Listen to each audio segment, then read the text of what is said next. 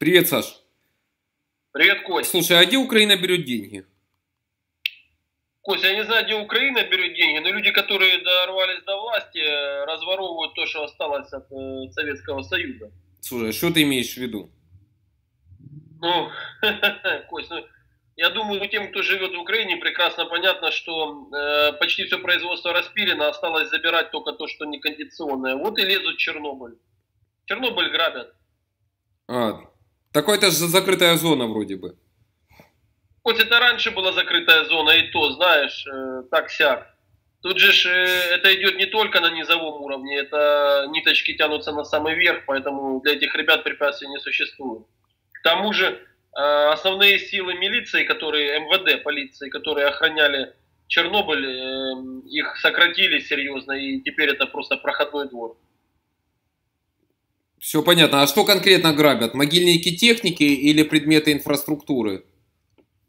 Ну, Кость, все, что может представлять ценность, во-первых, надо понимать, что в первую очередь, вот мы сейчас покажем фото, в первую очередь мы видим, что в 2002 году могильник техники со спутника Google видится полностью как бы законсервированным, а в 2012 году этой техники уже нет.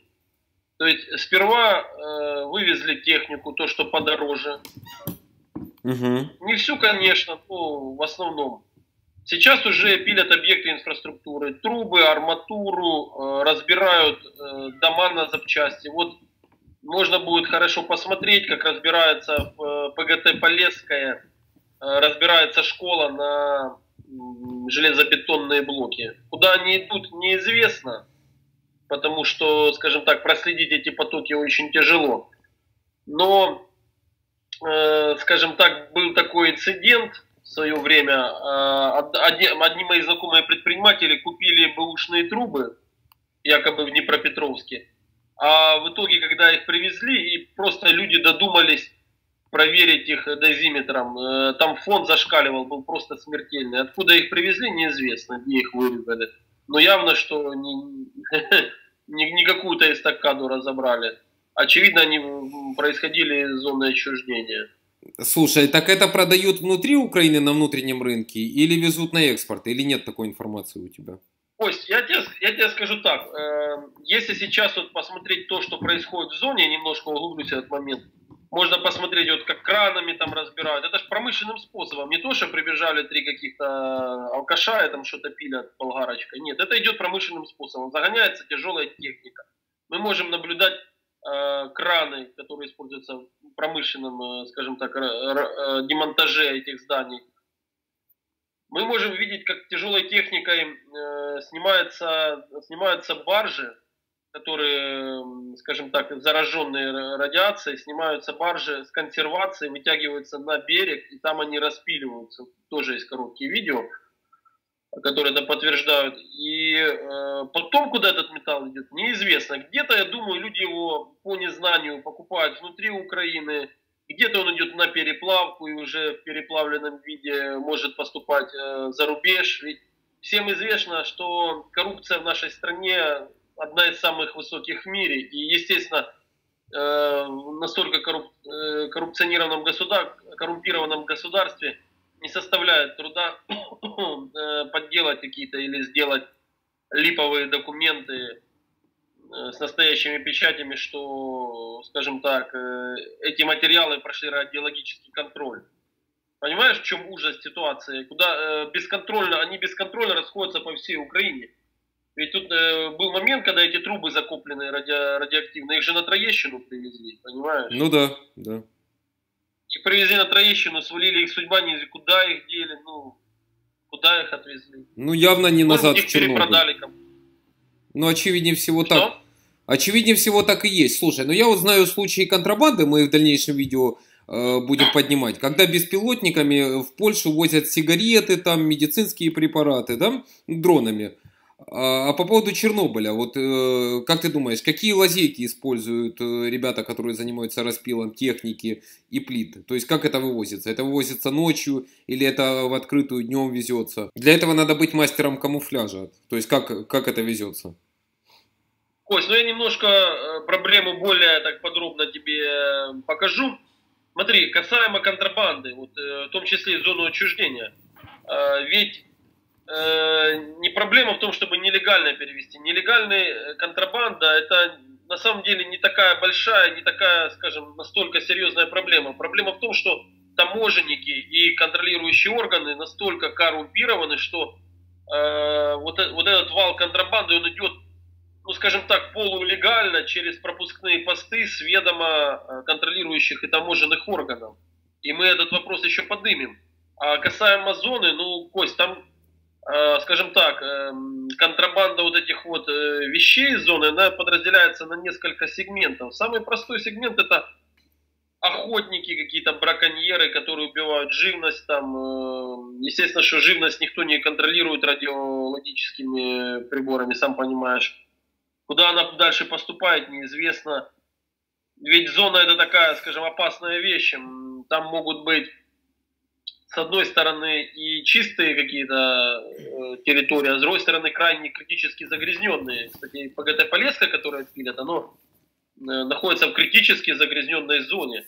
И вопрос в том, что есть, скажем, грибники, есть собиратели ягод, которые это все собирают в зоне, потому что там этого полно, никто этого не трогает. Естественно, это все потом может поступать на рынки Киева и других городов, может быть, за рубеж поставляться. И это все бесконтрольно. Дальше идет уже, скажем так, идут более такие средние старатели, которые что-то пилят на металлолом, там те же баржи, как мы уже говорили, вот арматуру, трубы, вывозят их, договариваясь, скажем так, полулегально договариваясь с контролирующими органами. То есть никто их не останавливает, потому что все в теме, все в доле. А вот уже самый серьезный уровень, технику на самом деле же не пилят. Пилят только уже непригодную. А если техника может вполне послужить, так были такие моменты, что хотели снимать с консервации вертолеты, которые там оставались, и там какую-то другую технику, колесную, гусеничную, отправлять ее в зону АТО. Ты можешь себе представить? Ну, я думаю, такие случаи были, не? Что-что? Таких случаев разве не было? Ну, я не могу утверждать это. Я знаю, что такие вопросы, я слышал, что такие вопросы, они поднимались. То есть, ну, куда эту технику сняли с консервации, куда ее поставили, мы можем видеть, что все могильники, они пустые. Куда ее поставили дальше, неизвестно. Может, ее куда-то в Африку продали, там, какому-то воюющему государству, или еще куда-то там, в Юго-Восточную Азию кто-то ее купил. Не все государства, ты понимаешь, не все додумываются проводить радиологический контроль того, что из нашей страны поставляется. Ну, понятно. То есть ты считаешь, предполагаешь, что на этом мог заработать и Укрспецэкспорт в том числе? Я не хочу делать безосновательные заявления, поскольку все-таки мы стараемся быть, скажем так, не упередженными, да, по-украински, как это по-русски, я уже начинаю забывать русскую речь. Мы стараемся быть объективными, и я хотел бы, прежде всего, обратить внимание на то, что существует такая проблема, она активно развивается, эта проблема. То есть сейчас разбирают ПГТ Полесское, завтра Припять, ее уже тоже, наверное, разбирают. Потом что-то еще спилят там на самой станции. Ты пойми, то есть там на десятилетия того, что можно разбирать и продавать. Ну да. Ну целый город. Стройматериалы, металлолом, дары природы, все, что хочешь. В принципе, это можно серьезно использовать в каких-то коммерческих целях. И проблема в том, что тот же Укрспецэкспорт, он является частью этой системы. А если вся система коррумпированная, то говорить о том, что Укрспецэкспорт к этому не причастен, тоже было бы, ну скажем так...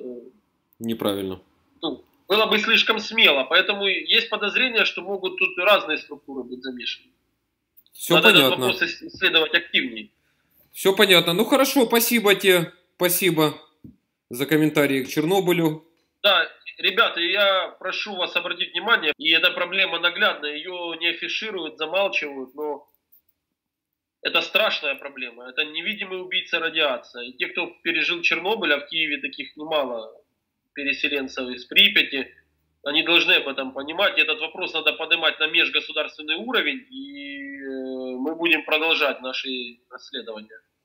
Спасибо, Саша. Спасибо. Пользуйся дозиметром, предохраняйся. Пока-пока.